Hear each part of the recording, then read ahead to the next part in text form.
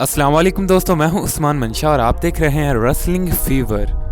दोस्तों डब्ल्यूडब्ल्यूई आमतौर पर हर साल कई रेसलर्स को रिलीज करती है, लेकिन कुछ रेसलर्स ऐसे भी होते हैं जो डब्ल्यूडब्ल्यूई के साथ काम करके इतना तंग आ चुके होते हैं कि वो खुद डब्ल्यूडब्ल्यूई से अपनी रिलीज की रिक्वेस्ट करते हैं और आमतौर पर ये सारा काम डब्ल्यूडब्ल्यूई के अंदर ही होता है। मगर कुछ डब्ल्यूडब्ल्यूई रेसलर्स ऐसे भी हैं जिन्होंने सोशल मीडिया पर अपनी रिलीज की रिक्वेस्ट की। आज की इस वीडियो में मैं आपको इन्हीं 5 रेसलर्स के बारे में बताऊंगा जिन्होंने सोशल मीडिया पर अपनी रिलीज की रिक्वेस्ट की। तो वो कौन से रेसलर्स हैं ये जानने के लिए इस वीडियो को पूरा लाजमी देखें। तो चलें बिना देर किए शुरू करते हैं।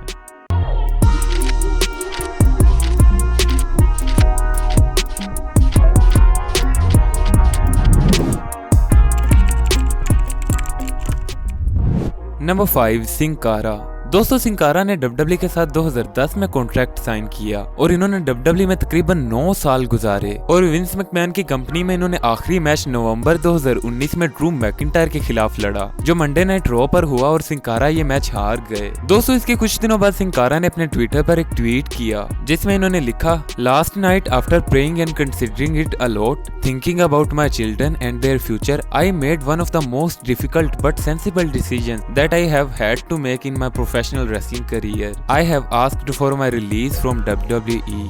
और दोस्तों इसके कुछ ही अरसे बाद इन्हें डब्ल्यूडब्ल्यूई से रिलीज कर दिया गया। Number 4 Shawn Spears. दोस्तों शॉन स्पीयर्स, जिन्हें पहले टाई डिलिंजर के नाम से जाना जाता था, इन्होंने सबसे पहले डब्ल्यूडब्ल्यूई 2006 में ज्वाइन की, मगर इसके 3 साल बाद ही इन्हें डब्ल्यूडब्ल्यूई से रिलीज कर दिया गया। लेकिन ये 2013 में फिर से विंस मैकमैन की कंपनी में आए और 2017 में इन्होंने मेन रोस्टर पर डेब्यू किया, जहां पर इन्होंने तकरीबन 2 साल गुजारे। मगर 2019 के रॉयल रंबल पेपर-व्यू से कुछ ही दिन पहले इन्होंने अपने ट्विटर पर एक ट्वीट किया जिसमें वो लिखते हैं कि this evening I requested my release. In past 5.5 years with them, I have seen and done some wonderful things. I feel at this point this decision, as extremely difficult as it was, is what is best for myself and WWE. दोस्तों इस तरह इन्होंने भी अपनी release की request को social media पर share किया। Number 3 look Harper. दोस्तों लुक हार्पर, जिन्हें ब्रूडी ली के नाम से भी जाना जाता था, ये भी डब्ल्यूडब्ल्यूई रेसलर और फॉर्मर इंटरकॉन्टिनेंटल चैंपियन रह चुके हैं। मगर फिर 19 अप्रैल 2019 का दिन आया जिस दिन इन्होंने अपने ट्विटर पर एक ट्वीट किया जिसमें इन्होंने लिखा कि as of this evening I have requested a release. The past 6 years have been a simply amazing journey around the world and back with my lifelong friends and family. I am proud of it all and proud to say I shared the ring with my co-workers. The decision, as difficult as it was, feels right for myself and WWE. दोस्तों इसके बाद जिस तरह expected था इन्हें release कर दिया गया और ये एक दूसरी रेसलिंग कंपनी में चले गए।